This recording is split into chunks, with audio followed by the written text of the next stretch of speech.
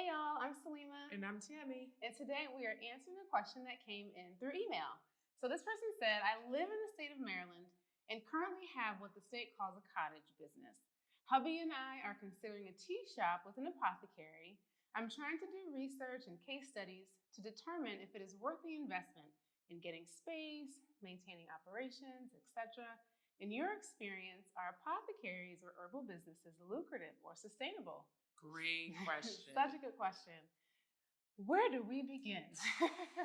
So the short answer to the question, is it lucrative and sustainable? Absolutely. Herbal medicine, supplements, natural care, these are billion-dollar industries. So it's not a question of whether or not people are interested in, holistic medicine and holistic alternatives, and certainly herbal medicine. They absolutely are. Now, the nuances are in how you go about it's an individual basis. Exactly. Right. So what do you want to talk about first? Let's talk about the fact that running a tea shop and an apothecary together, they seem on the surface as complementary businesses. In some regards they are, but also understand that those are separate businesses. The way you run an apothecary is not necessarily the way you run a tea shop. And also with an apothecary, you have people come in and they ask you, right? Yeah. So one of the things, we have our space here, but nobody really knows that we have our space here because one of our considerations was in this really being structured, our HQ being structured like a retail space and apothecary that people can walk into. I knew going into that that's going to open us up to a lot of clinical questions. Obviously, if you're offering herbal medicine, people think you know this herbal medicine, and therefore they're going to have very specific questions about it. And so it wasn't about my comfortability in being able to answer those questions. It's about my day-to-day. And I know we've structured our business in such a way where retail, kind of like apothecary, interruptions throughout the day that are not planned, that kind of disrupts the whole day. So something that we were intentional about not doing was opening it up to everyone, but we do allow in-person appointments so that people can come in, ask their questions because they're going to ask questions about what's going to support them. They're going to come in with their health issues and they're going to want your support. So there's that element. And then there's the element of essentially having a cafe. Just totally different. It's yes. Generally, you don't always just go in and there's only tea. Some places, yes, but usually there would be some sort of snack or some food, and you have to decide: are you going to prepare that? Are you going to source that out? What kind of schedule do you need? What do you need to stock the tea shop? Do you have staff to handle the tea shop and the apothecary? And your operation. Well, and so operations is overarching, right? And then there are nuances within each business, of course. But again, in my opinion, to ask if any business is lucrative on a personal, it's about you. The person next to you could do the same business and maybe it soared and maybe it didn't. It's about you. It's about what you put in. It's about what you know, what you don't know, how willing you are, how to learn. And to adjust and to pivot. Did the stars align? There's just so many different things that go into the success of a business. But with just facts, supplements, which, an apothecary would fall under. A tea shop, it would depend on how the tea shop is stocked. If you're just doing kind of teas for taste, I don't know if it would really fall under the clinical, right? That you would have to know. Right. So that would change. That would be different from an apothecary. An apothecary, you're going to have all of these different types of herbs that you really have to know in depth. And then you also have to be able to communicate that information to your clients, or your staff has to be able to communicate that information to the clients that come in with all of their different types of health concerns and all the nuances that happen on an individual basis. But it's a very creative business too, because even with having an apothecary, so it's not just the bulk herbs that you might offer, it's also your own formulation. So you'll be making things based on what people are asking for or based on what's needed in your community. That can be a lot of fun. And also the realization that you are also a manufacturer. And we were talking about that earlier when we started just doing our body care, and we were doing markets at the time.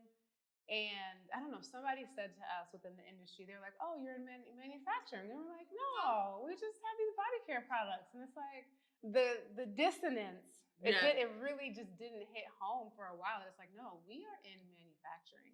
So thinking about the operations behind that, keeping things in stock, having a good foundation for the organization of your recipes and your inventory. So we're not trying to overwhelm you, but we are saying, there's a lot more than we actually like. Herbal medicine is so entrepreneurial, and I think a lot of people don't realize that. And so that's why we wanted to answer this question over video as opposed to sending an email back. And really give you an in-depth answer, trying to show, in the length of this video, the nuances that happen within the business. And there's ebbs and flows. And I don't know if that could have all been conveyed within an email. Yeah. And then the other part that we really wanted to emphasize, which is going to be critical to the success of your business, which it will be, is marketing and communicate and community. So that's at the foundation of everyone's business, is the people. How's your social media? How's your community outreach? How's your willingness to be seen out in your community, to have new people come into your orbit? A lot of those things go into play as to whether or not people support your business, find out about your business. Like, you really have to be prepared to put yourself out there and to do that consistently. Yeah. Go ahead. No, go ahead. We were just talking to one of our mentees this morning and giving her some insight on marketing in the back end, where it's like, this is our livelihood. So we don't have the luxury of saying like, oh, I'm just not going to do that today. No. No, I'm too, we have to push past the oh, I'm nervous. I don't want to post. We have to push past all of those feelings, even to create this video. I made up a little song, forget your feelings. Let's get on camera, because that's real. That's the nature. That's the foundation. It's really what it feels like of any successful business, is your willingness to build that community and your willingness to be seen. And it's not always promoting and saying, hey, buy my stuff. It's educating. What can you offer that helps people? And that way they'll continue to, be inspired by you. And then hopefully spend their money. Buy something from you. I think you summed it up. All right. Hope that helps. And good luck. Although you don't need luck, everything's going to align, and it's going to be great. It is going to be great. And anyone else that has questions, comments, drop them in the comments. Where's the comments? The comments down there. Comments are down there.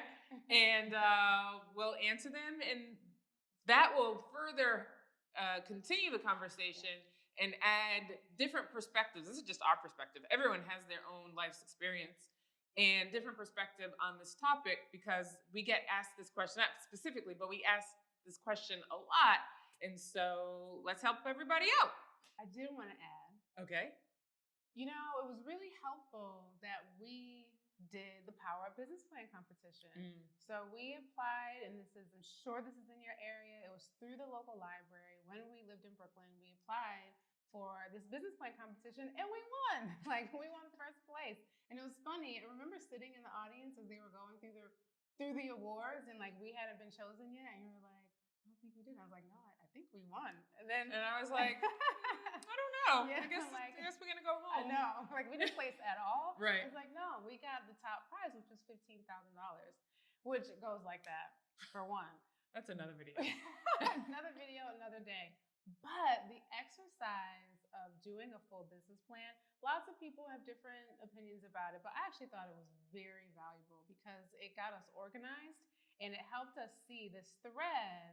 One huge chunk in your business plan is your marketing plan. And that has been a thread that's carried, our whole business has changed, but that thread has carried us over a decade now. But it's marketing is at the crux of how successful your business will be.